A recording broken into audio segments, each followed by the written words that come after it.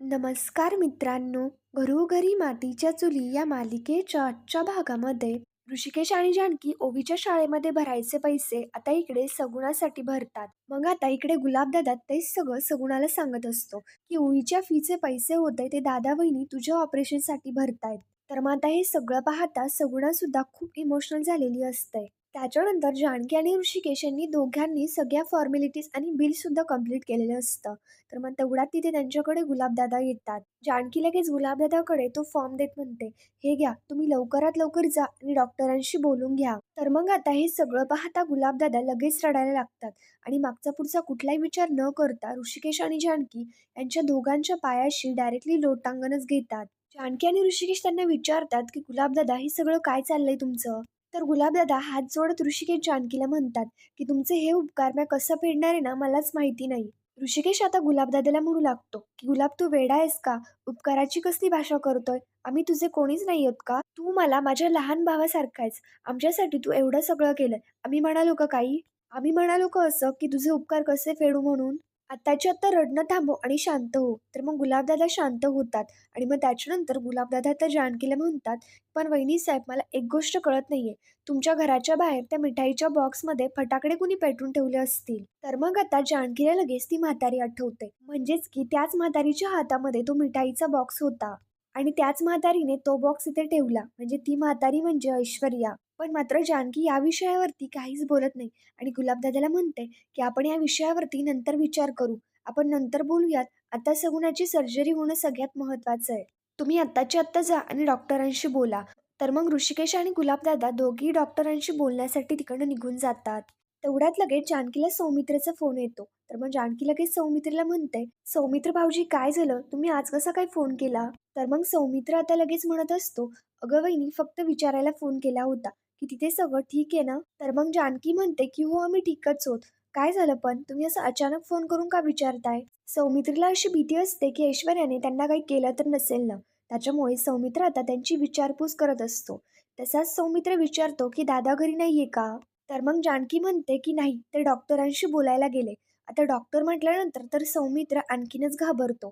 त्याला असं वाटतं की नेमकं कोणाला काय झालं असेल. हे बघ वहिनी, ओवीला जर काही झालं असेल ना तर प्लीज मला सगळं खरं खरं सांग. तर मग जानकी आता सांगू लागते की आम्ही सगळे ठीकच आहोत. पण मात्र काय झालं की घरी एक म्हातारी बाई आली होती दिवाळी मागायला आणि जानकी आता घडलेला सगळा प्रकार सौमित्रेला सांगत असते.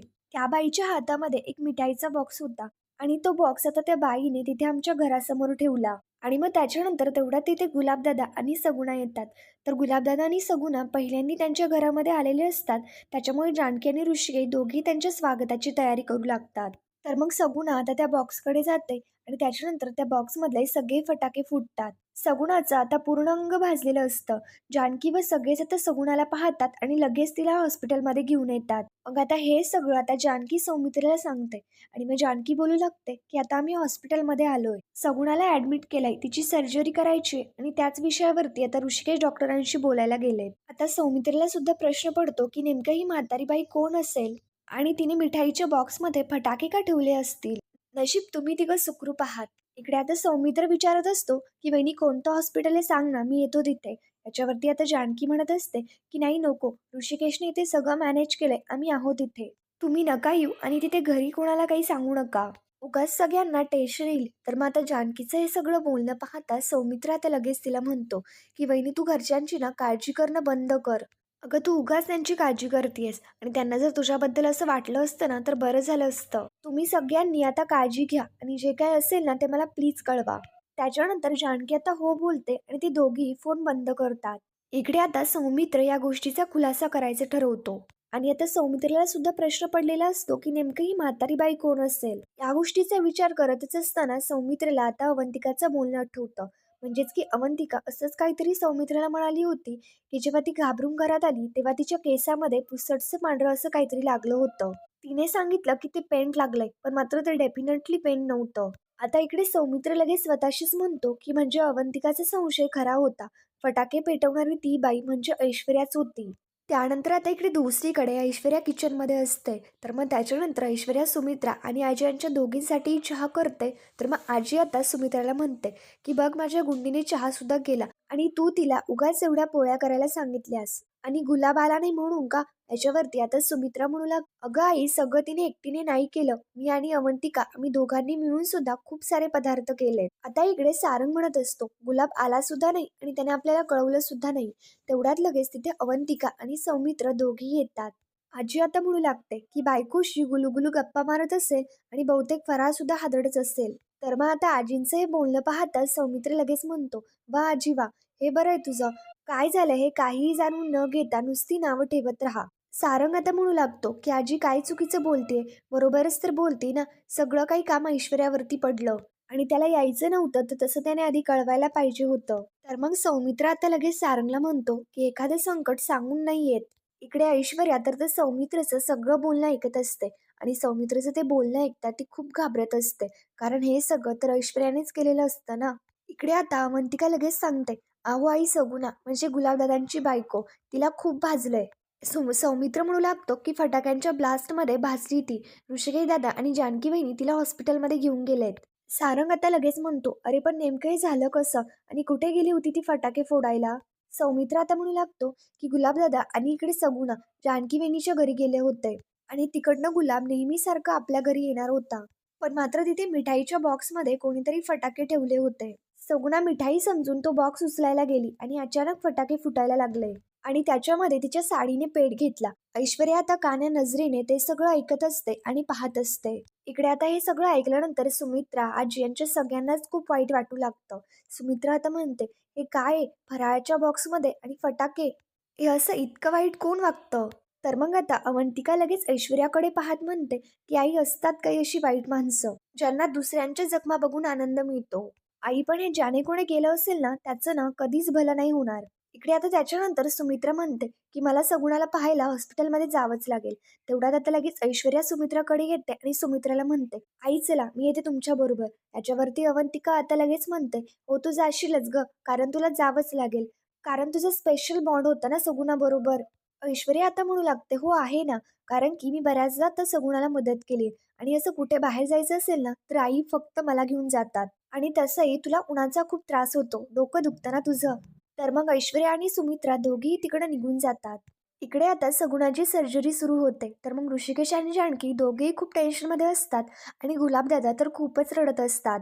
तर मग आता ऋषिकेश आता गुलाबला शांत करण्यासाठी येतो. तर मग गुलाब आता ऋषिकेशच्या गळ्यात पडतो आणि खूप रडत असतो. जानकी सुद्धा आता गुलाबदादाला सावरण्यासाठी येते. त्याच्यानंतर तेवढ्यात आता लगेच तिथे डॉक्टर येतात. इकडे गुलाबदादा लगेच डॉक्टरांना विचारतात की डॉक्टर साहेब, काय झालं, ऑपरेशन झालं ना? माझी सगुणा बरी आहे की नाही? याच्यावरती डॉक्टर आता म्हणू लागतात की ती बरी आहे आणि सर्जरी सक्सेसफुल झाली आहे. तिच्या पंच आपण पट्टीने कव्हर केलंय. काही दिवस पट्टी राहील. तिने आता जास्त हालचाल करून चालणार नाही. आज रात्री आपण तिला अंडर ऑब्झर्वेशन ठेवू. उद्या जर आता सगळं व्यवस्थित असेल तर आपण तिला डिस्चार्ज देऊ. तर मग आता आता डॉक्टरांचं हे बोलणं ऐकल्यानंतर गुलाबदादा लगेच डॉक्टरांचे आभार मानण्यासाठी त्यांच्या पाया पडू लागतो. गुलाबदादा म्हणू लागतो की डॉक्टर साहेब, तुमचे लय उपकार झाले. डॉक्टर आता गुलाबदादाला म्हणतात की ती माझं कर्तव्य आहे. जानकी सुद्धा डॉक्टरांना म्हणते की नाही डॉक्टर, पण आम्ही पेशंटला भेटू शकतो का? याच्यावरती आता इकडे डॉक्टर म्हणतात, हो तुम्ही भेटू शकता, पण मात्र सगळे एकत्र नका जाऊ, एक एक करून जा. जानकी आता लगेच गुलाबदादाला म्हणते की गुलाबदादा जा आणि सगुणाला भेटून या. त्याच्यानंतर गुलाबदादा लगेच सगुणाला भेटण्यासाठी आतमध्ये निघून जातात. तर मग आता जानकी लगेच ऋषिकेशला म्हणते, ऋषिकेश, खरंच देवी आईचीच कृपा आहे. नशीब आता सगुणाच्या जीवावरती नाही भेटलं. पण मात्र ऋषिकेश म्हणतो, सगुणाच्या जीवावरती कोण उठलं असेल ग? आणि आपल्या घराबाहेर तो फटाक्यांचा बॉक्स कोणी ठेवला असेल? तर मग आता जानकी म्हणू लागते, ते काय मला माहिती नाही, पण मात्र आपल्या घरी एक बाई आली होती आणि साफसफाईवाली बाई होती, त्याच्यामुळे तिच्या हातामध्ये एक बॉक्स बघितल्याचं मला आठवतंय. तर मग आता ऋषिकेश म्हणतो की जानकी ते सोड, पण आपल्याकडे सफाईसाठी माणूस येतो. मग आज अचानक बाई कशी काय आली? तर मग आता जानकी म्हणते, हो तुम्ही तर बरोबर बोलताय, मी ना या गोष्टीचा विचारच नाही केला. गडबडीमध्ये ही गोष्ट सुचलीच नाही. मला त्या बाईचा चेहरा सुद्धा आठवत नाहीये. तिने डोक्यावरती पदर घेतला होता आणि तिने स्वतःचा चेहरा सुद्धा झाकलेला होता. पण तिच्या बॉडी लँग्वेजवरनं असं कळत होतं की ती वयस्कर आहे.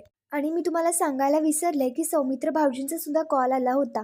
ते आपले चौकशी करत होते. ते आपली विचारपूस करत होते. ऋषिकेश आणि जानकी यांच्या दोघांना सुद्धा हे सगळं काय चाललंय काहीच समजत नसतं.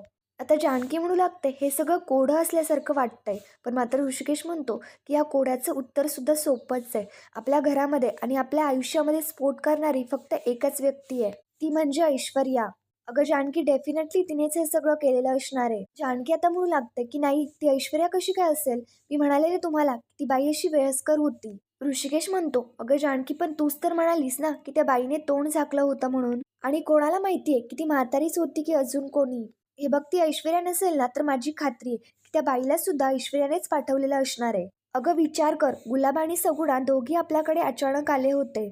याचा अर्थ स्पष्ट आहे की ते फटाके आपल्यासाठी प्लॅन केले होते. तर मग हे ऐकल्यानंतर जानकीला सुद्धा आता आश्चर्याचा धक्का बसतो. जानकी सुद्धा आता खूप घाबरून जाते आणि विचार करू लागते म्हणजेच की आज सगुणाच्या जागी जर आपली ओवी असती तर.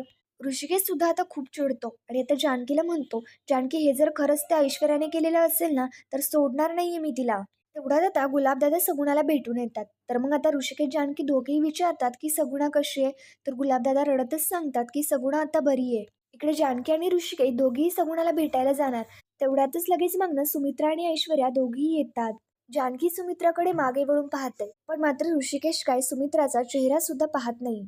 आता इकडे गुलाबदादा लगेच सुमित्राकडे येतो आणि मग त्याच्यानंतर सुमित्रा लगेच गुलाबदादाला म्हणते काय रे गुलाब आता इकडे सगुणाला एवढं भाजलंय आणि तुला साधं फोन करून कळवता सुद्धा नाही आलं. गुलाब रडतच आता सुमित्राला म्हणतो की आईसाहेब माफ करा गडबडीमध्ये सांगायचं राहून गेलं. सुमित्रा विचारत असते की सगुणा कशी आहे आता. याच्यावरती गुलाबदादा म्हणू लागतात की सगुणा बरी आहे आता. सगळी दादा आणि वहिनींची मेहरबानी आहे. त्यांनी 50,000 रुपये वेळेवरती आणून दिले म्हणूनच माझी सगुणा वाचली. आता इकडे जानकी त्यांच्याकडे पाहत असते पण मात्र ऋषिकेश काय मागे वळून सुद्धा पाहायला तयार नसतो. इकडे आता ऐश्वर्या लगेच गुलाबदादाला म्हणते की गुलाबदादा तुम्ही आम्हाला फोन करायला पाहिजे होता. परक्या लोकांकडनं पैसे कशाला घ्यायचे. इकडे आता ऐश्वर्याचं बोलणं पाहता सुमित्रा लगेच तिला ओरडत म्हणते की आपण ऐश्वर्या हॉस्पिटलमध्ये आहोत याचं तरी भान ठेव. इकडे आता ऐश्वर्यामुळे ऋषिकेश तर खूप चिडलेला असतो. त्याच्यानंतर आता सुमित्रा गुलाबदादाला विचारते की मला सगुणाला भेटायचंय भेटता येईल का. तर गुलाबदादा म्हणतात की हो आईसाहेब चला ना. तर मग तशीच सुमित्रा सगुणाला भेटण्यासाठी जाऊ लागते. तेवढ्यात आता तिकडनं एक वॉर्ड बॉय गॅस सिलेंडर घेऊन येत असतो. पण मात्र तेवढ्यात त्याच्याकडनं ते गॅस सिलेंडर सटकतं आणि तेवढ्यात सुमित्रा सुद्धा ऋषिकेशच्या जवळ आलेली असते. सुमित्रा आणि ऋषिकेश दोघी आता ते गॅस सिलेंडर पकडतात आणि ते पकडल्यामुळे त्यांच्या दोघांचे एकमेकांना स्पर्श होतो. ते दोघी आता एकमेकांकडे पाहतात. आता ते सगळं पाहता जानकीला खूपच बरं वाटतं. तर मग आता ऋषिकेश सुद्धा तिकडनं लगेच निघून जातो. त्याच्यानंतर जानकी सुमित्राशी बोलायला पुढे येते पण मात्र सुमित्रा रागातच लगेच जानकीकडे पाहून तिकडं निघून जाते. हे पाहता ऐश्वर्या तर हसतच जानकीकडे पाहत असते.